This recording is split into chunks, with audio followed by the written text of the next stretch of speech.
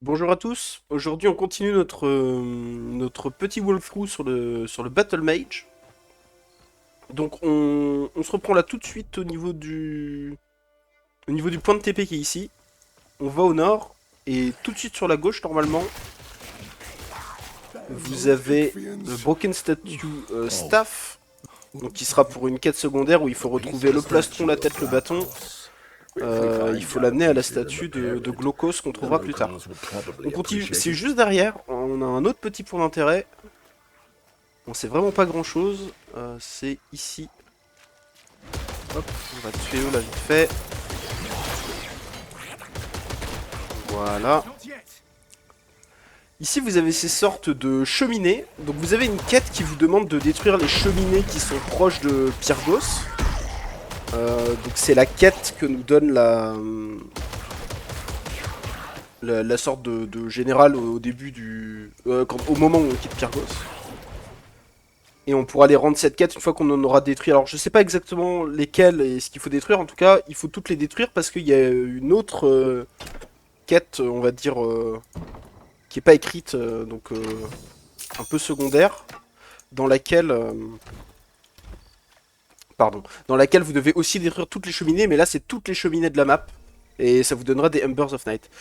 J'ai pas dit, mais du coup la cheminée nous a donné une clé, vous avez vu, et ça me permet d'ouvrir la porte qui est ici.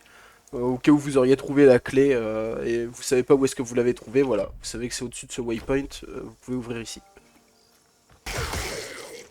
On se retrouve juste à gauche de l'endroit où on a trouvé la clé. Vous entrez dans ce sort de petit jardin et vous avez une molly route ici. Ça va être important pour la suite. En arrivant à gauche de la map, ici, donc un petit peu après le point d'intérêt où on a trouvé la molly route, vous avez une petite quête à faire. Donc ça consiste à aller tuer un des types qui est là au fond là. Voilà.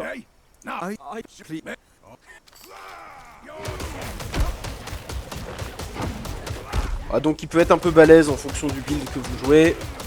Mais bon, on lui tourne autour et ça se passe bien.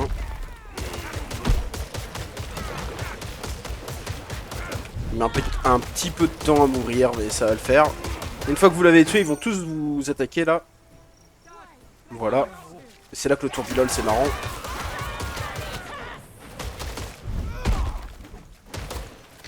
Voilà. Ah, encore un. Ensuite vous pouvez aller du coup tuer tout le campement. Et vous revenez ici pour rendre la quête. Arrivé à cet endroit du village, ici, vous avez un coffre dans lequel il y a un objet de quête, la Sacred Lily, dont on va avoir besoin. Une fois qu'on quitte le village, on peut rendre la quête ici. Hop. Et hop. Et maintenant qu'on a une molly route et la Sacred Lily, on peut aller là, en bas à gauche. Une fois arrivé en bas à gauche, vous avez une autre quête. Alors si vous arrivez là avant, ça va vous demander d'aller chercher une molly. Et la suite de la quête, c'est de lui rendre la Sacred Lily. Donc en prenant tous les items avant, comme ça vous n'avez pas besoin de faire d'aller-retour jusqu'ici, vous faites tout d'un coup. D'ailleurs pareil dans l'épisode 1 vous vous souvenez, en fait vous pouvez aller chercher le Caduceus avant d'aller au temple, ça fait gagner un petit peu de temps aussi. Arrivé un peu plus de nord, vous trouvez un waypoint et une quête juste là à droite, il y a des gars qui se font attaquer.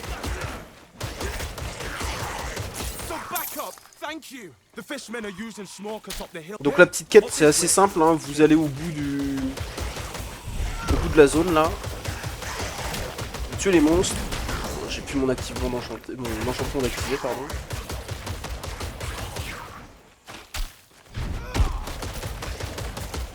Un petit peu laborieux parce que les ischions ils nous kitent un peu. Alors je sais pas ce qu'ils font eux. Ah non, il faut les escorter. Je croyais qu'ils retournaient là-bas. Donc là vous avez encore un... Ah non c'est pas ici. Si c'est là. Vous avez encore une marmite qui fait du feu là. Qu'il va falloir détruire. Focus les healers. Et après on tue le boss. Bon c'est bien parce qu'il nous tape pas, hein. Il tape les autres. Voilà, et vous détruisez ça. Et il y a une contre-attaque des ennemis, donc vous devez encore retuer les mobs qu'il y a ici. Et la quête sera terminée. Alors, je crois qu'il faut lui reparler. Ouais. Oh non, même pas, je pense. Non, je pense qu'il n'y avait même pas besoin. Je profite de mon petit level up là pour refaire un petit bilan sur le build. Au niveau des points d'attribut, j'avais dit qu'on mettrait tout en might, mais en fait, il s'avère après un petit peu de théorie craft que ça a l'air d'être mieux de faire un point might, un point vigueur. Parce qu'on va quand même avoir suffisamment de might pour équiper les objets, et la vigueur donne quand même pas mal de points de vie au fur et à mesure qu'on avance. Donc les deux stats 1-1, c'est très très bien. Donc là je vais rattraper la vigueur que j'ai pas, qui me manque par rapport à la might, et après on mettra 1-1 sur les deux stats. Et au niveau des points de passif et points d'actif, on a fini de monter le tourbillon. Donc ce qu'on va faire maintenant, c'est qu'on va mettre tous les points dans l'enchantement qui est ici. En allant chercher, alors on a plusieurs possibilités, mais on va aller chercher simplement Earth Enhancement pour augmenter les dégâts de feu et les dégâts physiques. On n'a pas besoin d'un autre point ici, on verra, ce point on va commencer à réfléchir à le modifier. On continue de monter ce passif là, et j'ai aussi mis un petit point, au moins dans Combat Rush, pour avoir la mouvement de speed supplémentaire quand vous faites votre tourbillon. Et en ce qui concerne la barre de divinité, on va chercher le tier 3 de la voie terre le plus vite possible pour essayer d'aller chercher le Ring of Flame. Allez, cette fois c'est au tour d'un Autrichien de se faire éclater la tête là. Donc vous voyez où je suis sur la map, hop, ici entre un petit peu au-dessus de ce portail, vous pouvez aller chercher celui-là comme moi entre deux en passant par le marécage ici. Donc ça c'est pour la quête qui demande de tuer 4 commandants Ishtian. Et normalement, c'est le deuxième qu'on tue. On arrive à un petit campement avec des soldats. Alors, je m'arrête ici parce qu'il y a un loot spécial. Alors, c'est sur ce mob là, normalement, le maraudeur. Voilà. Il nous donne les Bethrothal Rings, que je vous conseille d'aller chercher avant d'aller sur la plage là à gauche. Et on va se diriger tout de suite vers la plage. Donc une fois sur la plage, vous avez deux PNJ en fantôme à qui il faut rendre les Bethrothal Rings qu'on a eu juste avant. C'est un bon moment pour retourner au camp de base, pour faire un petit peu de... pour pouvoir faire un petit peu ses emplettes, vendre son stuff et tout. Et surtout rendre deux quêtes. Donc une quête qu'on n'avait pas rendue encore dans le premier épisode.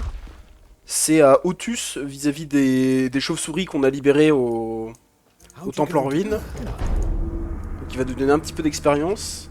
Et l'autre quête à rendre, c'est justement la commandante ici, qui est en dehors de la ville. Donc soit vous TP dans la ville et vous refaites le tour, soit vous partez du TP là-haut. Voilà, une fois qu'on a retrouvé le personnage là, on lui parle et ça rend simplement la quête. Donc cette quête là c'était la quête des marmites de fumée des Ishtians. Notre prochain objectif c'est simplement la quête principale. Parce que la quête principale va nous permettre d'obtenir les points de divinité qui nous manquent pour accéder au dernier niveau au tier 3 de la maîtrise terre. Et du coup ça va nous permettre de faire la suite du contenu plus facilement. Je l'ai pas dit, mais la suite de la quête principale, c'est juste au-dessus du camp où on a trouvé les Bethrothal Rings. Donc c'est aussi la suite naturelle de l'ordre dans lequel je fais ces choses-là. Et c'est un cul-de-sac, hein, donc vous faites juste la quête et vous allez simplement revenir sur vos pas. Une fois sorti de la crypte de la quête principale, vous avez pris l'icor de Titan. Vous montez cette petite échelle parce qu'il y a une molly route ici. Et cette molly route va nous être utile pour autre chose. Une fois que vous avez rendu la quête ici et que vous avez bien écrit Hunter Pan's Vineyard pour la suite, on peut retourner à la ville et on va utiliser cette molly route. La quête est assez simple, vous avez un PNJ là au milieu des poulets, donc il est ici. Vous lui donnez la molly et il va se transformer en poulet, et là vous devez le promener parmi les 6 camps de poulets différents qu'il y a dans le village. Donc là c'est le premier. Il va vous donner des golds à chaque fois, et la 6ème fois vous aurez des Embers of Night. Le deuxième camp est ici. Le troisième camp est ici. Vous voyez, vous pouvez avancer, prendre beaucoup d'avance sur le poulet, il va quand même vous suivre. Il n'y a pas de problème là-dessus. Voilà. Le 4ème camp est juste au-dessus de Otus.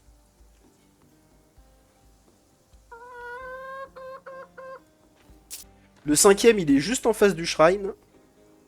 Et enfin, le dernier, il est juste avant l'ascenseur, ici. Donc vous cliquez End Conversation et vous voyez, ça me dit Ancient Numbers, ça va me dire combien j'en ai eu, voilà, 10 Embers of Night. Un petit peu après la quête, juste après le premier pont que vous avez après la quête, vous avez une autre Molly Route. Et c'est la troisième et dernière dont on aura besoin. Parce que en fait, on va trouver potentiellement d'autres Molly Routes par la suite, mais on n'en a pas besoin de plus qu'une troisième. Donc à partir de là, vous pouvez, j'allais dire pas ignorer les Molly Routes, vous pouvez toujours les prendre, on sait pas ce que nous réserve l'acte 2, mais pour l'instant, on n'en a besoin que de 3. Donc juste après cette Molly Route, vous trouverez le cimetière, là où vous avez quelques petites quêtes. Donc elles se font assez naturellement, hein. Vous suivez simplement ce qu'il faut faire, c'est assez téléguidé. Voilà, arrivé en bas du cimetière, vous devez juste sauver la petite dame. Vous lui parlez. Et ensuite il faut juste la suivre. Également vous avez un petit brasero allumé là sur le côté, qui va vous permettre d'ouvrir la crypte à côté de laquelle elle était. Et vous avez un coffre. Voilà, vous la suivez jusque là. Et vous n'avez rien d'autre à faire, vous avez juste à continuer. Et on va avoir une autre quête qui va s'enclencher toute seule. La quête en question est assez simple, vous allumez le petit bol là avec le feu vert à l'intérieur. Et ça va vous faire un petit combat de boss, donc il y a des petites vagues d'ad avant. Et voilà le boss. Bon, pas grand chose, hein. C'est assez facile. J'ai encore oublié mon enchantement de feu. Donc vous en avez deux autres juste à la suite. Le deuxième est juste après, un peu plus au sud. Pareil, vous allumez le bol, vous tuez les vagues.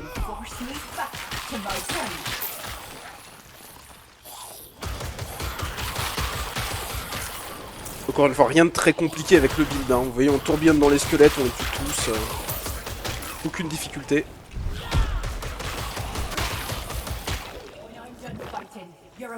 Et voilà le boss.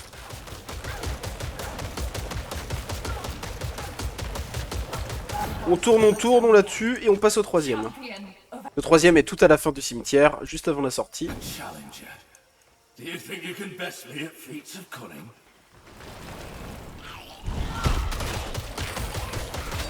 Donc pareil, hein, on tue les packs de squelettes, vous commencez à connaître. En attendant que le boss arrive. Alors il spawn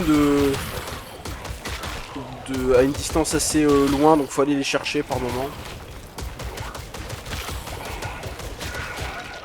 Voilà, et là le boss. Alors, lui est un petit peu plus dur que les deux autres. Bon, en tout cas avec d'autres builds j'ai galéré un peu plus, mais en fait il n'y a aucune galère, on le détruit le pauvre. Et si on revient un petit peu avant ce troisième boss, vous avez une crypte avec le vrai boss. Donc le vrai boss à faire, il est là, vous avez une arène.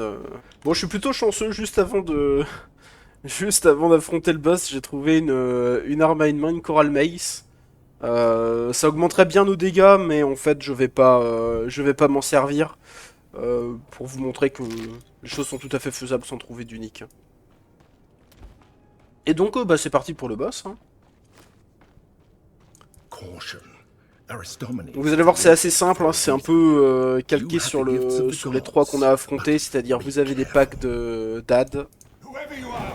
Sauf que les packs d'ad, quand vous les tuez, ça lui inflige des dégâts, mais vous pouvez le taper de vie directement. Donc on va attendre un petit peu, il y a un peu de blabla. Allez, allez, on se dépêche. Oui, bon, c'est bien, allez, roule. Ah, le jeu est lent parfois, hein. Ça, c'est le défaut du jeu, c'est que je trouve qu'il est lent à se mettre en place au début. Et dans les dialogues et tout, enfin bon. Quand vous découvrez le jeu la première fois, c'est jamais gênant, hein, vous découvrez le jeu, mais j'avoue que ça fait un petit moment que je fais la campagne, on peut pas skip certains dialogues et je trouve ça assez embêtant. Bon, vous voyez, il est pas très compliqué, hein. Vous esquivez juste ces zones de feu, de temps en temps il fait une grosse zone de feu. Et il fait ça aussi. Mais ça s'en fiche. Voilà, cette zone de feu là. Et à part ça, bon, voilà. Vous voyez, rien de très compliqué. Donc vous avez plein de loot, vous allez pouvoir faire des allers-retours à la ville, vous équiper un peu mieux et tout. Mais surtout, il drop son crâne, Aristomenes Skull. Et ça, on va pouvoir aller l'apporter au... On va pouvoir aller l'apporter à la ville.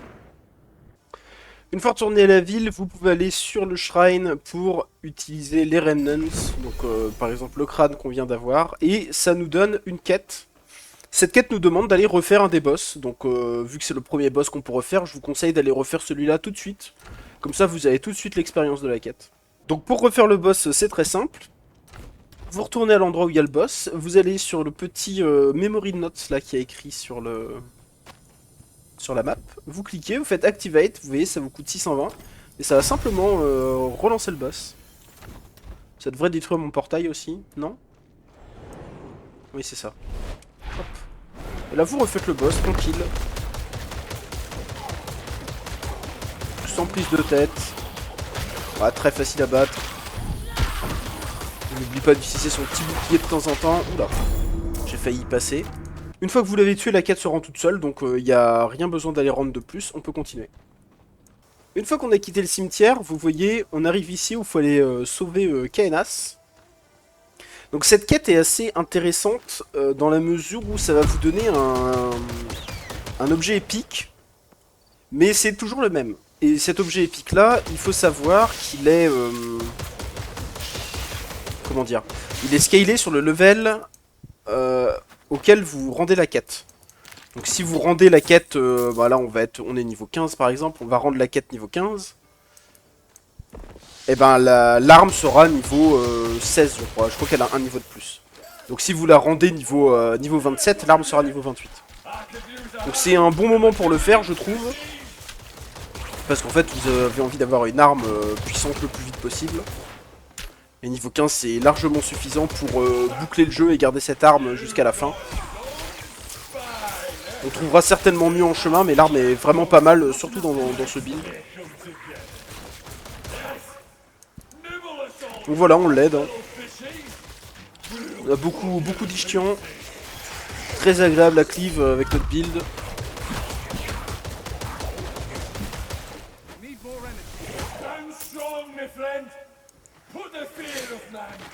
D'ailleurs on est up niveau 15, il va falloir, je pense qu'on a les points de divinité suffisants, j'ai pas regardé mais on doit avoir les points de divinité suffisants pour, comment dire,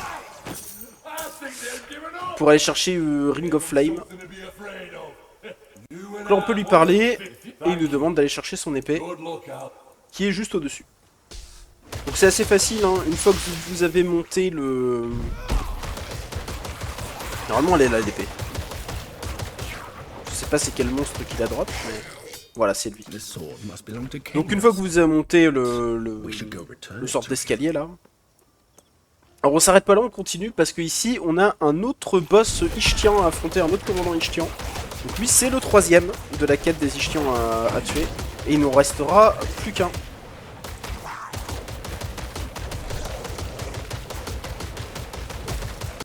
Et donc on lui rend la quête. Et en remerciement d'avoir retrouvé son épée, bah il nous donne son épée. Un peu bizarre si vous voulez mon avis, mais pourquoi pas. Du coup on prend, alors il faudra que je me trouve une autre arme avec, mais des armes j'en ai plein dans mon inventaire là, donc on va trouver quelque chose. Mais surtout, on va pouvoir parler un petit peu des attributs. Donc maintenant qu'on a nos 18 points de divinité, on va aller chercher des points dans Ring of Flame. Et vous pouvez respec un petit peu de points. Ici, je vous conseille d'en garder 3. Et pareil, j'en ai mis 3 dans le seau. Alors pourquoi 3? En fait, c'est assez simple. C'est parce que, vous voyez, quand vous débloquez des nœuds... Ah mince, c'est pas écrit là. Par exemple ici, vous les débloquez niveau 1, 2, 3. Donc en fait, vous avez 3 nœuds... Enfin, 3 talents débloquables assez rapidement, et après ils se débloquent 2 par 2. Donc les 3 premiers niveaux sont un peu plus rentables que les suivants, donc c'est pour ça que je trouve que c'est intéressant de mettre les petits sorts qu'on n'utilise pas encore beaucoup niveau 3. Donc en l'occurrence le jump et l'enchantement. Et donc ce qu'on fait pour le Ring of Flame, c'est qu'on va mettre un point en permanency, comme ça on n'a pas besoin de s'occuper du sort, et ça va être comme un buff qu'on utilise comme pour l'enchantement de feu. On va mettre 3 points en Weaken Hit, parce que Weaken Hit, ça permet à la fois d'enlever la résistance au feu et de l'armure ce qui va permettre de faire plus de dégâts avec nos strike damage. Donc avec notre tourbillon en l'occurrence. Et on va mettre pour l'instant un point en Blazing Hit, même si c'est le moins important de tous. Les autres, c'est pas possible parce que Overload, on joue pas Overload. Ces deux-là sont pas compatibles avec Permanency. Et Unhunt Amplify, ça peut être une bonne idée. Le problème, c'est que ce sort gagne des stacks d'Amplify au fur et à mesure que vous dépensez de l'énergie. Sauf qu'on peut pas dépenser de l'énergie trop vite avec notre tourbillon, parce que notre tourbillon consomme pas énormément d'énergie. Et ça, ce que ça fait, c'est que vous avez besoin de plus d'énergie pour générer de l'Amplify, mais le bonus, c'est que vous gagnez plus d'énergie, plus d'Amplify maximum.